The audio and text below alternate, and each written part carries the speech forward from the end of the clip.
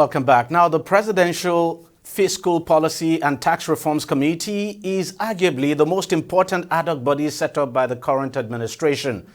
The committee is saddled with the important responsibility of reforming the country's fiscal and tax policies. Now, everyone, especially the business community, is waiting for the committee to transmit its final documents to the National Assembly so that the legislative process on some of the reforms now it has proposed will become law. And talking about those reforms now, some that actually do not require legislation have gone into operation, but quite a number of them will surely need to be legislated into existence. Now, the committee has hinted of plans to revolutionize Nigeria's tax system, exempting about 95% of the informal sector from all taxes. The move is aimed at reducing the burden of multiple taxation on small businesses and low-income individuals. Now, the committee chair, Taiwo Oyedele, says part of the committee's advocacy was exemption for withholding taxes for small businesses within the range of 50 million naira annually, arguing that this category of businesses will lack the capacity to comply. The committee has also proposed a tax overhaul, streamlining taxes into 8 categories. The proposed list of harmonized taxes and levies include income tax, property tax, value-added tax, customs duties, excise tax, stamp duty, special levy, and harmonized levy. The committee has urged the federal government to adopt an exchange rate of 800 naira per dollar for customs import duty to allow for adequate planning by businesses. Let's discuss all of this now and some more with the chair of the Presidential Fiscal Policy and Tax Reforms Committee, Taiwo Oyedele, who now joins us from another part of Lagos. Mr. Oyedele, thank you very much for joining us on the program, and thank you for your time. Let me start by asking you about those tax exemptions you're talking about now. 90% of small businesses anyway, the informal sector now to be exempted from taxes. Could you expatiate on that? What exactly is your committee looking at?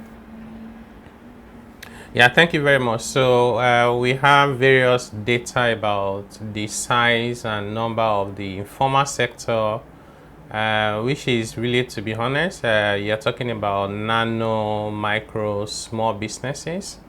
In the region of 30, sometimes 40 million. If you take the conservative number of 30 million, the approach we have adopted as a country to date has been to try and go after every single person in that 30-40 million, up to the people who are hawking pure water, as we call them. The Market Trader Association said to us that those who are selling pure water have to pay like 6 to 7 taxes every single day. They call them stickers. And you're going to ask yourself, is there any country where they have been very successful with their tax system by chasing everyone? The answer is no. We can't find anyone like that. And you cannot become wealthy by taxing poverty. So we did our analysis, and we came to the conclusion that the percentage of our, in quotes, informal sector that you can actually tax who have the ability to pay and the ability to comply is between 3 to 5%. So on that basis, we believe that we can be able to get enough data and intelligence to identify the bottom 95% and then legitimately exempt them from all tax obligations, whether it is companies' income tax if they are registered as a company, or even from PAYE on the amount they pay to their staff, or VAT on their goods and services, as well as now withholding tax on whatever payments they need to make. The idea being, we want to support this very important segment of our economy to be able to grow. They contribute a lot to our employment, to our GDP, but they struggle. Many of them cannot even survive 3-4 years, so they set up those businesses and they also go under. And in large part, tax is accountable for many of those reasons. So that is the reason for our proposal. And the good thing is, for the withholding tax regulation, it has now been signed by the minister. So this is not something that by law needs to go to the National Assembly. So by law, the law empowers the finance minister to sign the regulation, and that's what we have done. Currently, the threshold for exemption is 25 million. So once that has been published, the 25 million would apply. But in our proposal, this one needs to go to the National Assembly. We are proposing that that goes up to 50 million. Okay. Now let me ask you this, because some people would argue that this category of persons now, or businesses that you identify, the informal sector now to be specific, that look, the bulk of those who operate in that sector do not pay tax anyway. The majority of them do not pay tax. So what is new here that your committee is introducing? Yeah, so they actually pay taxes. They pay a lot of taxes. In fact, disproportionately more than the formal sector and the large businesses. A lot of studies have been conducted. So they have formal taxes that they pay, mostly to local government. They have a lot of taxes they pay to non-state actors. And they also have, the ones that are not supported by legislation, and people just extort them on one part. On the other hand, you also have these people having to cater for what government should normally do, which will qualify as implicit taxes. So for starters, we are trying to address the formal taxes that they pay. Those are over 20 today, officially. Unofficially, you can keep counting. So they actually pay. You need to speak to them, and you see, and they have received. This is not just them making it up. One of the analyses we did was to say, give us the taxes you pay and the evidence that you pay those taxes. Like I told you, the people who are selling pure water, water in sachet, are doing 7 stickers every single day. They have those stickers to show, right? So indeed, they are paying taxes.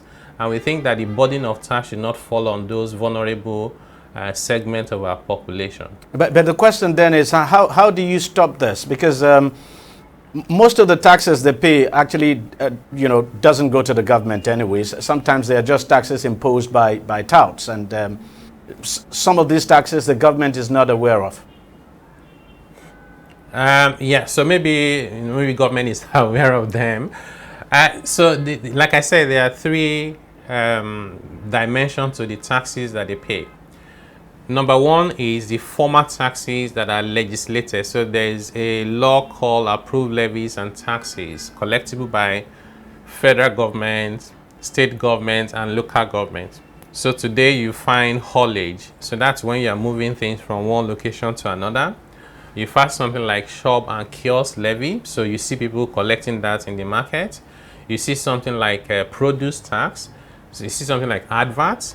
So we've spoken to small business owners who just put small banner in front of their shop, and then they were asked to pay in levy. So they actually, as of today, taxes that are legislated and are being collected from these small businesses. Those are the ones we want to start with, because that's easier to regulate. So once you're done with that, we then move on to the ones that are being collected by non-state actors. That process is still ongoing, because as much as we can say that it's not government collecting it, but the reality is government is looking away. So if government does not want those taxes to be collected, those taxes will not be collected. It's a country where there's rule of law. So we know that engagement needs more than just passing a law or signing a regulation. So our approach to that is more robust, and the process is still ongoing. So the last part of it is the implicit taxes that they pay, because they then have to provide sanitation for themselves. They contribute to fix the road, sometimes to cover the roof of the primary school where their kids go to school. Those ones are the reasons why, as part of our reform effort, we have a new national fiscal policy document. I'll say draft because it hasn't been signed yet. That's also speaking to how those resources from taxes and other sources of government are applied in a way that benefits more the people who are vulnerable than the rest of us who are better able to cater for ourselves.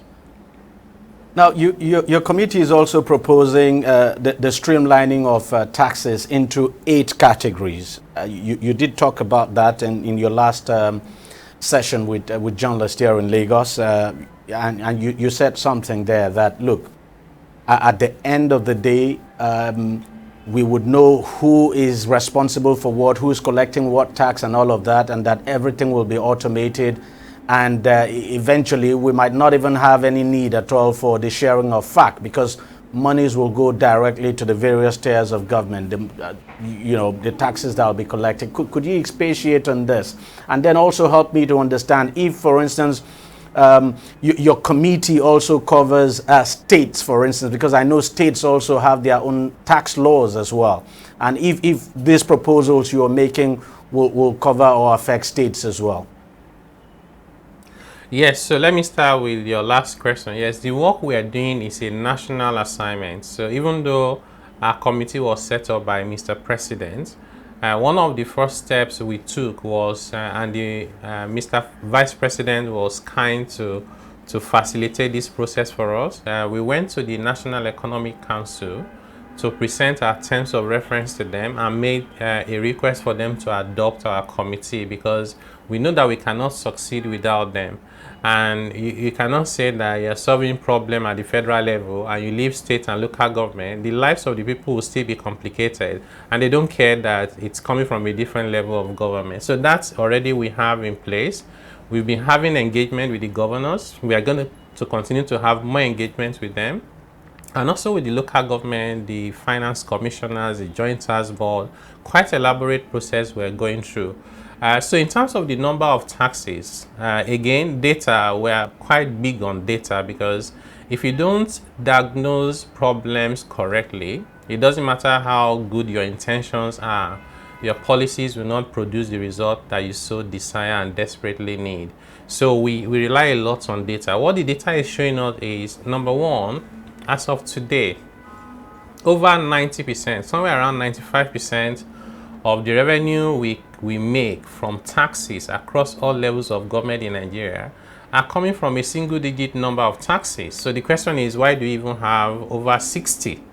That's number one point. Number two is, if you also look around the world, maybe not going too far, you stay within the African continent, you find countries like South Africa, like Kenya, and even Ghana, where they make a lot from just a few taxes. South Africa, in their last fiscal year, made over 40 trillion naira equivalent from personal income tax alone, just one tax. That's more than we make from all taxes in Nigeria combined across all three tiers of a government. So the solution to our problem cannot be to keep adding new taxes that we have done for decades without results. It's the time to take a step back and say, can we do something differently? Which is, if it's working for other countries, it must be that there's a reason for that. Let's try and adopt a different approach, which is focus on broad-based, high revenue yielding, easy to collect, few taxes, and our target is to keep all of them to a single digit across all levels of government. That's the thinking behind our proposal that we shared with the journalists a couple of days ago. Okay. What many Nigerians also do not understand is, or do not know, I should say, and I think it needs to be pointed out here, is that your committee, the mandate of your committee is not just solely on tax. That part of your mandate, of course, is to reform our fiscal policy. And I would suppose it's one of the reasons why, for instance, you have proposed and you are suggesting that import duty should be pegged at around 800 naira to the dollar, rather than the situation where we have now, where it continues to change, and it's as high as 1,400 and something naira as we speak. And if the rate goes up, tomorrow, the import duty calculation rate will definitely go up. So just help us understand why you are making this case for 800 naira to the dollar now for import duty exchange rate. Yeah, indeed. So the first point there is that indeed our committee is a fiscal policy and tax reforms committee. I know that majority of Nigerians are just interested in tax, so they keep referring to us as a tax committee. So the tax component of our work is actually less than 20%. So we have things around fiscal governance, economic growth and competitiveness, and so on and so forth. So to your question around the import duty, first and foremost, we're at a point where our economy is struggling with, the major macroeconomic indicators, whether you're talking about inflation, whether you're talking about exchange rates, or even decent employment. So the priority for any government will be to achieve economic stability. So once we stabilize exchange rates, inflation, employment, GDP growth, you can then start thinking about other things. Number 2 point is that a government should not focus on import and export as revenue generating activity. It's more around, international trade facilitation, economic management, what policy directions you want to take, how do you tax inputs, equipment, materials, intellectual capacity, capital or property, and so on and so forth. So we've looked at those ones extensively. We had extensive discussions with exporters and importers. And our conclusion is, because government in the 2024 budget projected that exchange rate of Naira to the US dollar will be around 800. So we see that Naira is not stable as of yet, but why should we have to pass that uncertainty to importers? Because whatever you do to them, they're going to pass it on to consumers. And that's putting an upward pressure on inflation itself. And not only is it putting an upward pressure on inflation, what the importers would do is to anticipate what that rate will be and add an additional margin to it. So the impact is even worse than the actual amount they're having to pay. So our view on that is, why don't we just give a fixed exchange rate, maybe for the rest of the year until December, when the economy stabilizes. I have read some comments about, does it not mean different exchange rate windows? Yeah. So the point is, what is the problem with when you have different exchange rate? The problem is that it will lead to distortion in the market. It will lead to rent seeking. So if you are connected, you get the favorable rate. It would also lead to arbitrage. That's the reason why you don't want multiple exchange rate. But if you think about it, when you import goods and we say this is the rate at which you will pay the import duties, that's not creating any distortion. It's applicable to everyone. There's nothing you can buy and go and sell. You cannot go and try and import fictitiously so that you can pay at 800, right? So there's no distortion at all. It's applicable to everyone.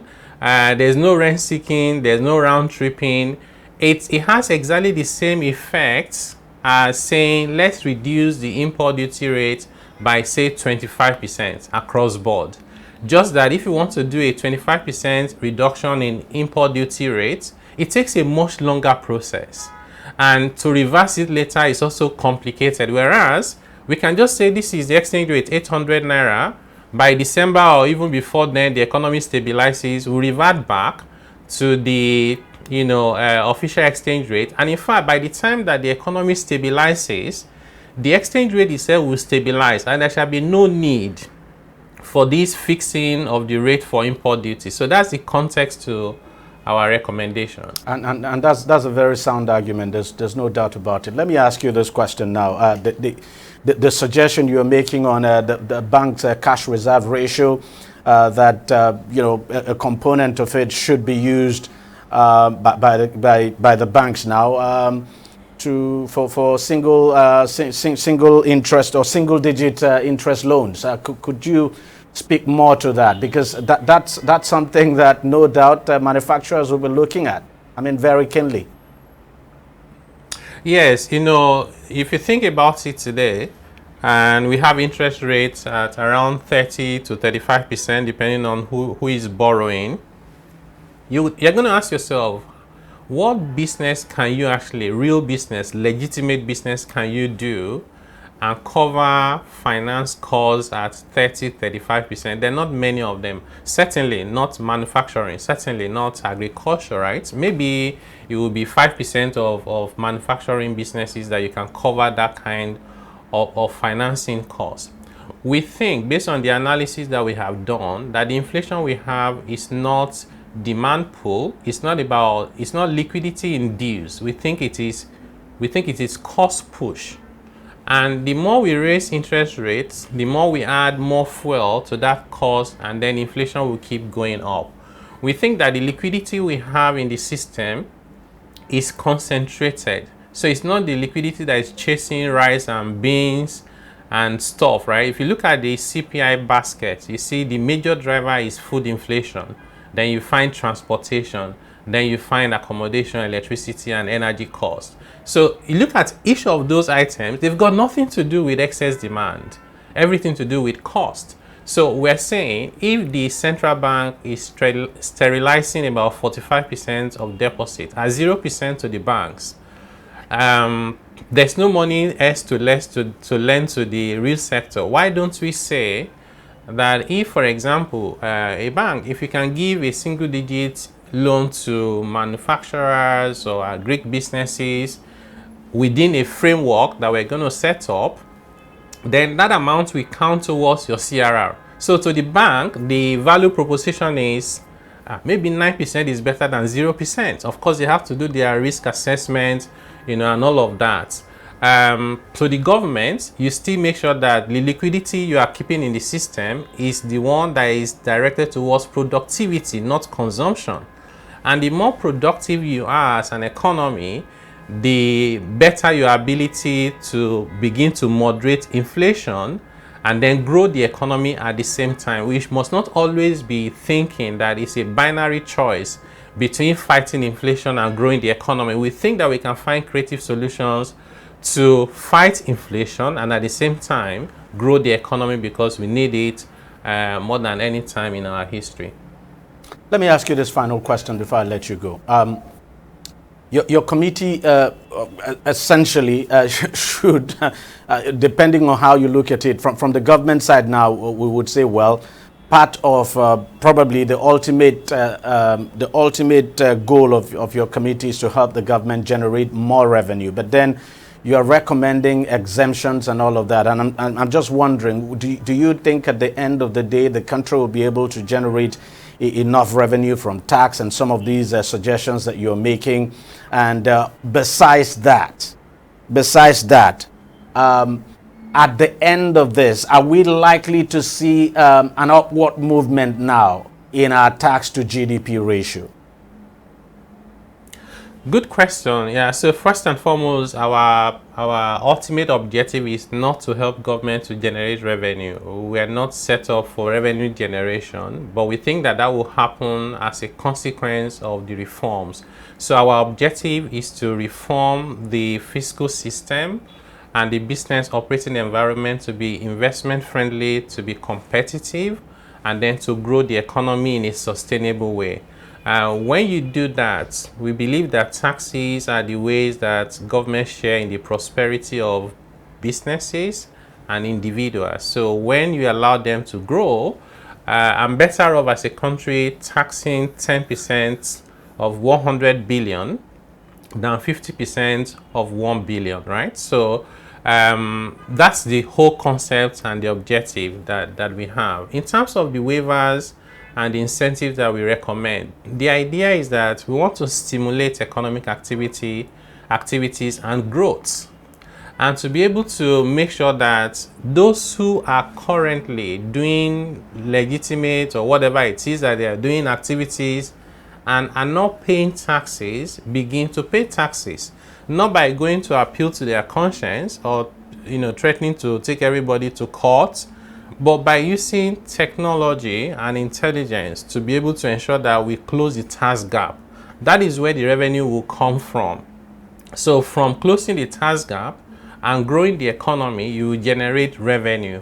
And that's why we are so confident that despite all these reforms of reducing the number of taxes to a single digit, granting some incentives here and there, we're still confident that over the next 2 to 3 years, we can move Nigeria's tax to GDP ratio from around 11%, under 11% today, to at least 18% tax to GDP ratio. Mr. Taiwo Idili, Chairperson of the Presidential Fiscal and Tax Reform Policy Committee of course, the federal government. We thank you very much for your time, and we thank you for coming on the show. Thank you for having me. Appreciate it. That's how much we can take on the program this week. We thank you very much for watching. I'll see you again next week. Bye-bye.